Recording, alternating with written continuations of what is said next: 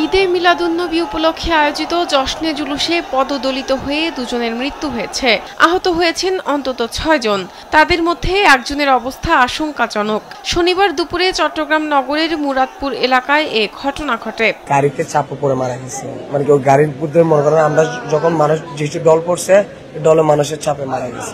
মারা যাওয়া দুজন হলেন চট্টগ্রামের পটিয়া উপজেলার বাসিন্দা ৬০ বছর বয়সী আয়ুব আলী ও নগরের কালামিয়া বাজার এলাকার ১৩ বছর বয়সী সাইফুল ইসলাম।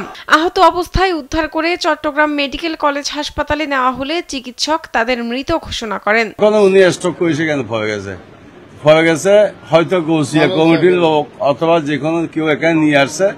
পরে ওনার ছেলে 15 মিনিট পরে ইনফরমেশন পাইতেছিল সেটা মেডিকেল নিয়ে আসছে। এই ছেলেটা আমাদেরকে সবাইকে বলছে, আমরা বাসায় ছিলাম, এই আসি এখন এই অবস্থা হয়ে যায়, ডেথ হয়ে গেছে। স্যান্ডেলিনা সো রূপচর্চায় আভিজাত্য।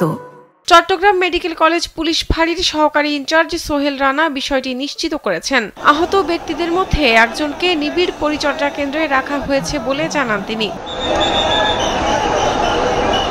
শনিবার সকাল থেকে লাখো মানুষ সমবেত হয়েছিলেন মুরাদপুর জামিয়া আহমদিয়া সুন্নিয়া কামিল মাদ্রাসা প্রাঙ্গণে। সকাল ৯টায় আলমগীর খানকা থেকে শুরু হওয়া শোভাযাত্রা নগরীর প্রধান সড়ক প্রদক্ষিণ করে। প্রদক্ষিণকালে মুরাদপুর এলাকায় ঘটে এ মর্মান্তিক দুর্ঘটনা। শাহনাজ পারভিন, কালবেলা।